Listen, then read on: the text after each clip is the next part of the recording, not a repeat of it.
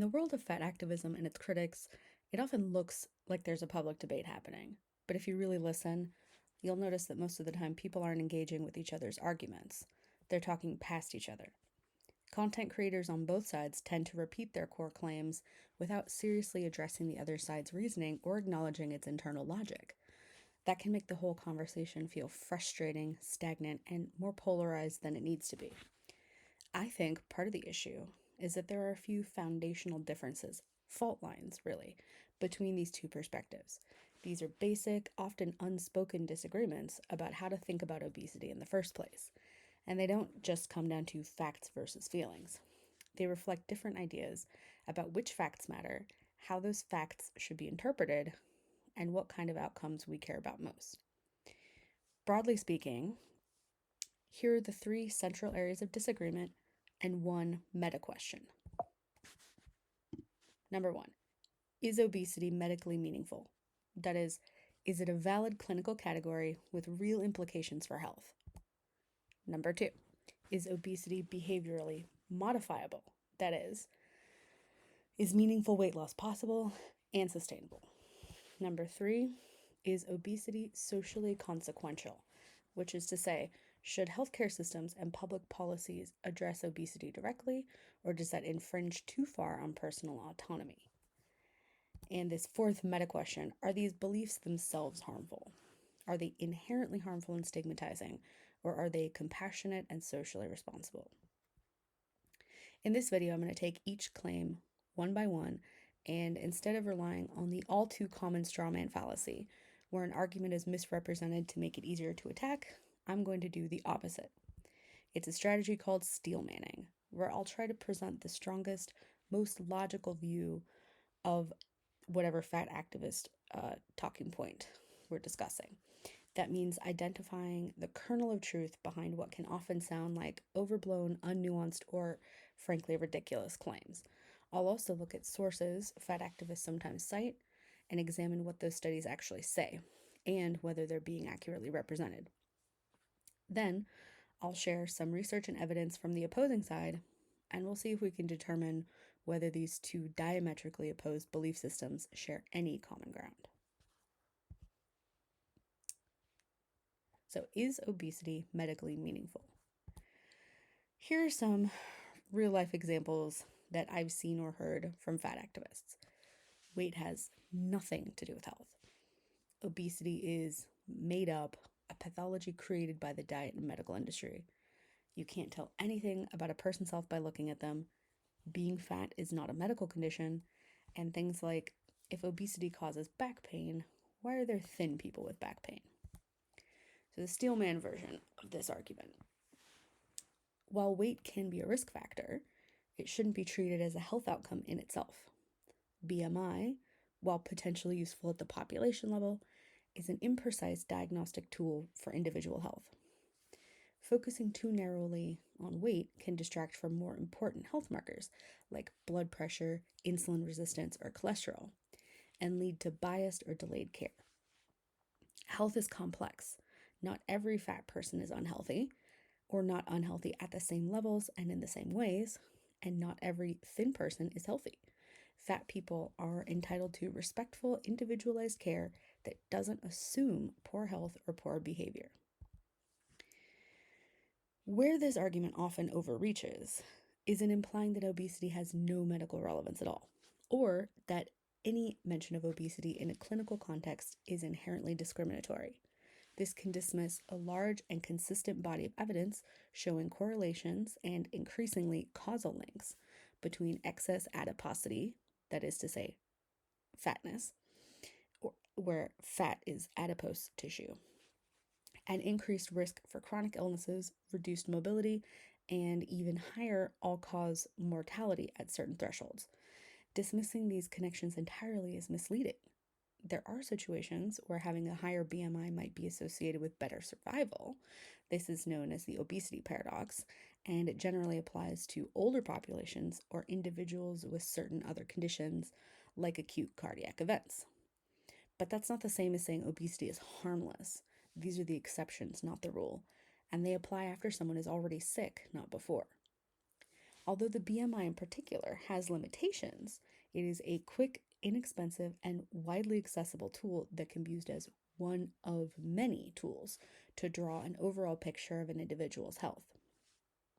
The push to eliminate weight as a clinical factor may unintentionally discourage necessary screenings, preventative interventions, or support for individuals who do want to lose weight for medical reasons. And as far as fat people being entitled to respectful, individualized care that doesn't assume poor health or poor behavior, that I agree with. Fat people should be entitled to exactly that. Now, let's look at some sources that might be cited by fat activists. Here's this first one that got a lot of attention last year and the year before. In June of 2023, the American Medical Association adopts a new policy clarifying the role of BMI as a measure in medicine. Unlike what a lot of fat activists said about this policy, the AMA was not ditching BMI entirely. Rather, they were suggesting the weaknesses and limitations in BMI, and suggested that doctors should look at other risk factors and other health markers in order to determine the overall picture of a person's health. This study, Misclassification of Cardiometabolic Health when Using Body Mass Index Categories, was published in 2016. It says here nearly half of overweight individuals, 29% of obese individuals, and even 16% of obesity type 2-3 individuals were metabolically healthy. Moreover, over 30% of normal weight individuals were cardiometabolically unhealthy. My issue with this has to do with the framing. By juxtaposing 29% of obese individuals that were metabolically healthy with the 30% of, quote, normal weight individuals who were metabolically unhealthy, it may lead people who are casually skimming these abstracts to unintentionally equate the two. But here, 70% of, quote, normal weight individuals were gauged as metabolically healthy. So that is actually quite a big difference. This study in the Journal of the American Medical Association, Secular Trends in Cardiovascular Disease Risk Factors According to Body Mass Index in U.S. Adults, published 2005. This says here that except for diabetes, cardiovascular disease risk factors have declined considerably over the past 40 years in all BMI groups. Although obese persons still have higher risk factor levels than lean persons, the levels of these risk factors are much lower than in previous decades. I'm not sure how much a fat activist would necessarily choose this particular source because it suggests higher risk factors, but because the risk factors have declined considerably, I could see this being used as a potential source. My issue with this one, or rather, it's not really an issue, it's more just to point out the theory. Experts theorize that this reduction in risk factor has to do primarily with the fact that more people have stopped smoking over the years, and smoking is heavily associated with negative health outcomes. But in addition, there's been more and better medication management for some of these risk factors like hypertension and high cholesterol that experts think may be mitigating the high risk factors. Study here, published in 2007, Medicare Search for Effective Obesity Treatments. Diets are not the answer. Says here, in sum, there's little support for the notion that diets lead to lasting weight loss or health benefits. So this study makes some bold assertions that 1/3 to 2/3 of dieters regain more weight than they lost, and that dieting doesn't lead to meaningful health benefits. But my problem here is that, at least in the abstract, they don't define their key terms, describe how studies were selected, explain what kinds of diets or what kinds of populations were studied. And without knowing the inclusion criteria, how long, quote, long-term actually is, or what health metrics were reviewed, it's impossible to draw reliable conclusions just from the abstract here. And again, we are looking at abstracts pretty much exclusively because that's what the vast majority of people will have access to. This study here, published 1998, Mortality and Optimal Body Mass Index in a Sample of the US Population. It says, in part, the resulting empirical findings from each of 4 race/sex groups, which are representative of the US population, demonstrate a wide range of BMIs consistent with minimum mortality and do not suggest that the optimal BMI is at the lower end of the distribution for any subgroup. So basically, what this study is talking about is minimum mortality rate, which is the BMI for a population at which death rates are the lowest. What's particularly interesting about this study is that Black men and women had their minimum mortality rate at a higher BMI than their white counterparts. But it's also true that a pretty wide range of BMIs correlated to overall low mortality rates. So just because the BMI that had the lowest rate was maybe higher than you would expect, the range at which the death rates were pretty low was over about, I want to say, 9 BMI units wide. So it's not necessarily saying a whole lot here, but it is an interesting factor that the BMI rate was higher in Black men and women, which suggests that, indeed, BMI cannot necessarily be applied perfectly evenly across populations, which is something that the AMA has acknowledged. More importantly, really, mortality rates are far from the only risk factor for obesity. Now, we'll take a look at sources that support the idea that obesity is, in fact, medically significant. So, this is an article from Yale Medicine that was written after the AMA adopted its new BMI policy, titled "Why You Shouldn't Rely on BMI Alone." And this is just it's not an official study, but it's an accessible article. And I wanted to just focus on the quote, the problem is not BMI itself, but the tendency to use it as a single focus. BMI is just one data point, along with many others, that needs to be considered to determine a person's health. A comprehensive health assessment would also include blood pressure, cholesterol, and glucose measurements, among other data. All these things start to create a complete picture of a person's overall health.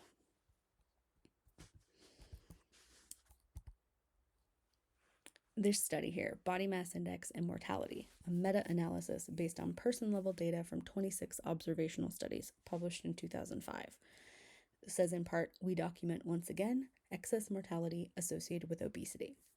If you don't know, meta-analysis is a statistical method that combines data from multiple studies on the same topic to identify patterns.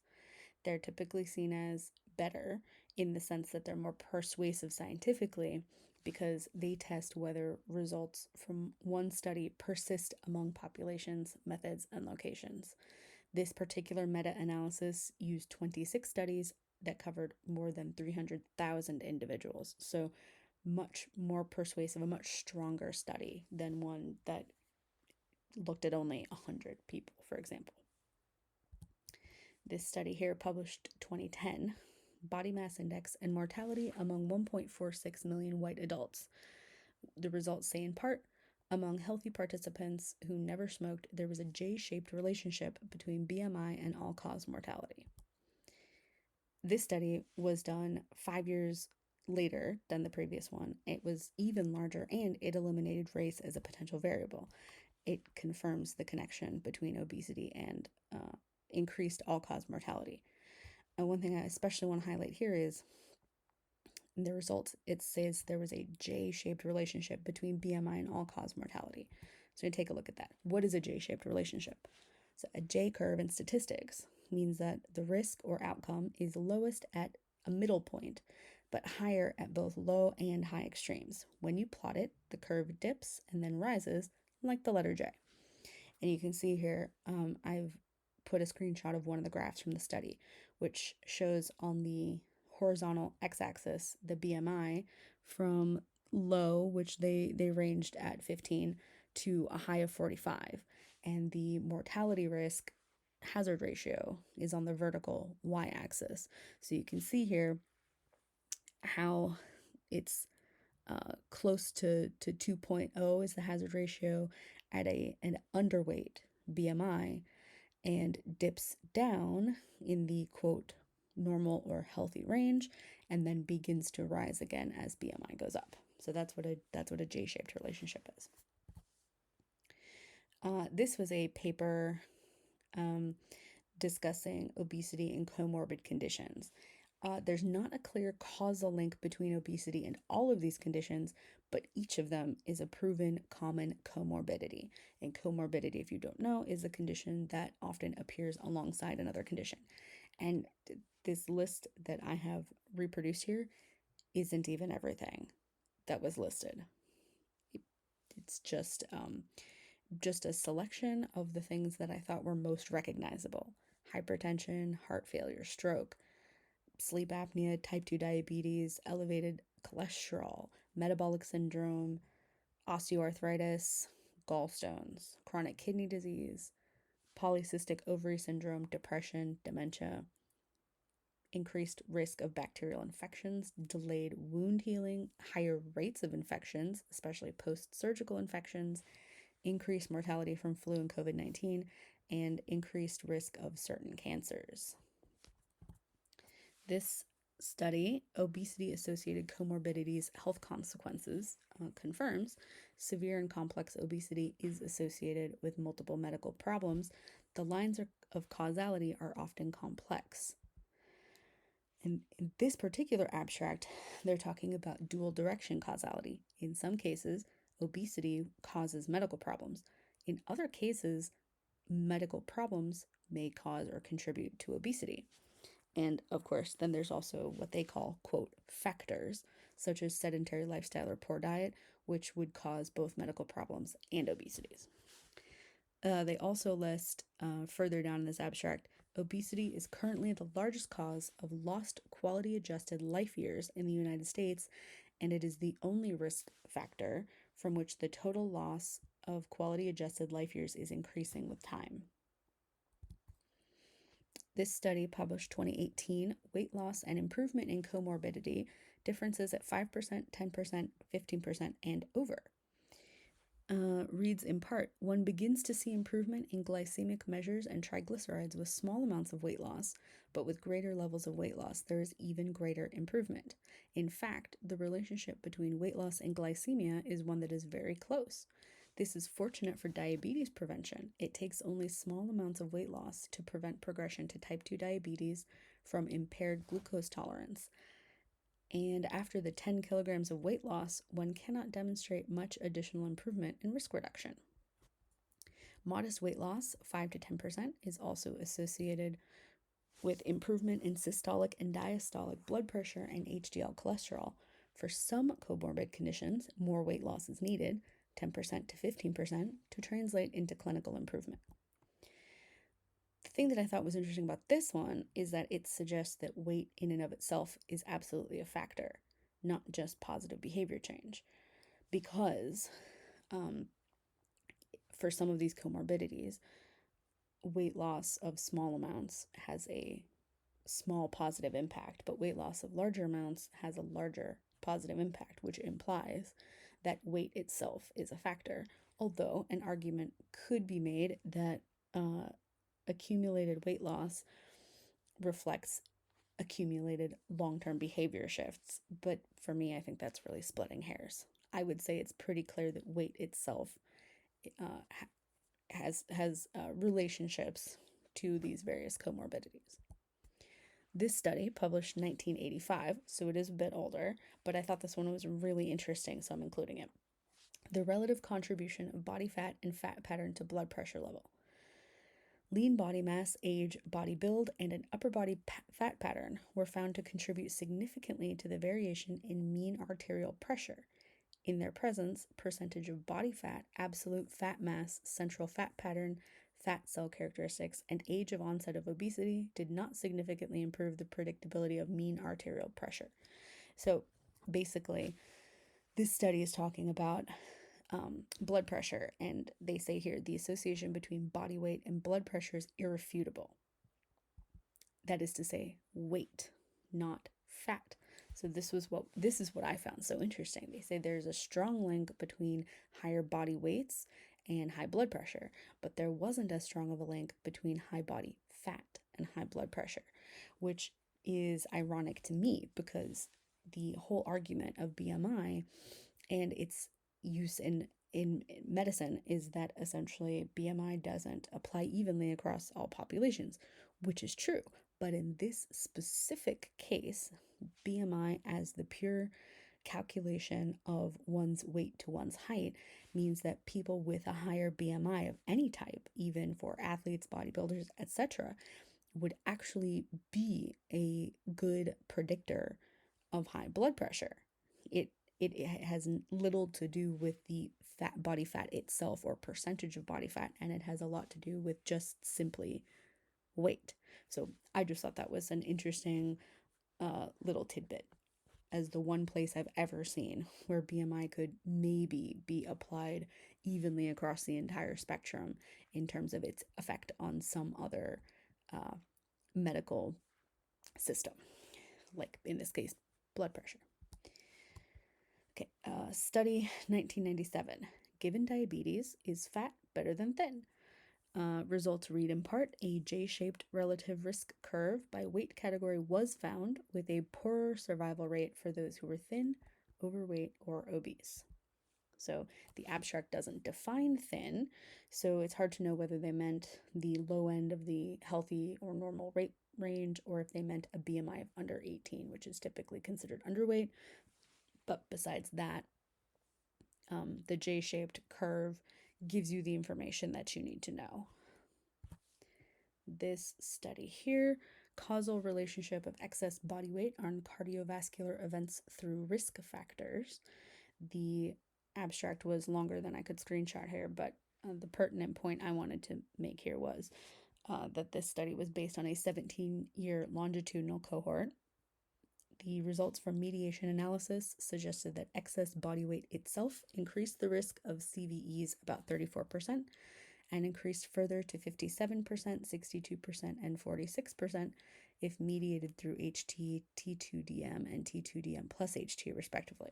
And to break this down a little bit more, this study was looking at the causality between obesity alone and cardiovascular events, that's what CVEs are, as well as when obesity appeared with other conditions, hypertension or HT, and type 2 diabetes, which is the T2DM. The authors of this study suggested that all three of these conditions are part of the same causal pathway, but they stop short of claiming that obesity definitively causes those definitions. But what it does say is that obesity alone increased the risk of the CVEs, and that with hypertension, it increased the risk to 57%. With type 2 diabetes, it increased the chance to 62%. But they estimated that about a third of the risk was strictly from the body weight.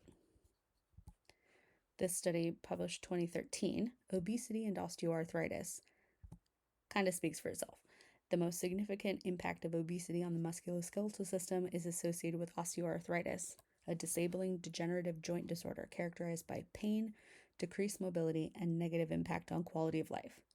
One thing I did find kind of interesting about this one is that obesity is associated with the progression of osteoarthritis of both weight-bearing and non-weight-bearing joints. I just thought that was interesting because usually we think about pressure on joints as a related to weight, but in this case, non-weight bearing joints are still impacted, which to me, it makes me wonder if obesity's impact on inflammation could have anything to do with it.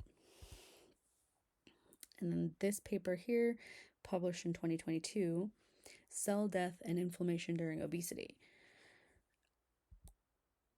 So all of this means, obesity is a state of low-grade chronic inflammation that causes multiple metabolic diseases. During obesity, signaling via cytokines of the TNF family mediate cell death and inflammation within the adipose tissue, eventually resulting in lipid spillover, glucotoxicity, and insulin resistance. These events ultimately lead to ectopic lipid deposition, glucose intolerance, and other metabolic complications with life-threatening consequences. I will tell you right now, I had to look up at least half of these words. What this means is that the fat tissues themselves send out chemical signals, which are part of your regularly functioning immune system, that trigger inflammation and can cause fat cells to die. As fat cells are damaged, they leak fat into places it's not supposed to be. And this changes how the body uses insulin, which can lead to insulin resistance. Essentially, this is your body doing what it's supposed to do. Inflammation is a normal result of your immune system being activated to fight off an infection. But when you have excess fat, it's activating your immune system unnecessarily. So it's a similar mechanism to how an autoimmune disorder works, where your body attacks its own system from receiving the wrong signals or being confused. And in this case, it's got all the right signals, but due to a condition, which is to say excess adiposity, it's causing autoimmune-like inflammation and conditions, but in slower motion than many autoimmune diseases. This study, published 2021, Causal Role of High Body Mass Index in Multiple Chronic Diseases, a systematic review and meta-analysis of Mendelian randomization studies. This is yet another meta-analysis study that supports the conclusion that obesity is not only correlated, but actually causal to several chronic diseases. The study authors say that it was associated with increased risk of type 2 diabetes, 14 circulatory disease outcomes, asthma, COPD, 5 digestive system diseases, 3 musculoskeletal system diseases, multiple sclerosis, as well as cancers of the digestive system, uterus, kidney, and bladder. And this one here, published 2023. Obesity as a causal risk factor for depression, systematic review and meta-analysis of Mendelian randomization studies and implications for population mental health.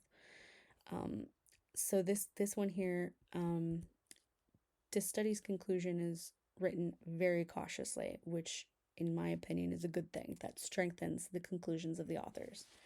They suggest there are numerous limitations to the conclusions they make. For example, it hasn't been studied across different populations. But they still conclude that obesity, they would conclude, is a causal risk for depression, increasing its odds by 33%. Basically, I think it's clear that studies show that obesity in and of itself is a health risk. I decided to split this video up into 3 parts, so none of them is too long all on its own. So in part 2, we're going to look at the belief that obesity is behaviorally modifiable or not. And then in the third part, we'll talk about the social consequences and the philosophy about obesity and conversations about obesity. So stay tuned for those, and thanks for watching.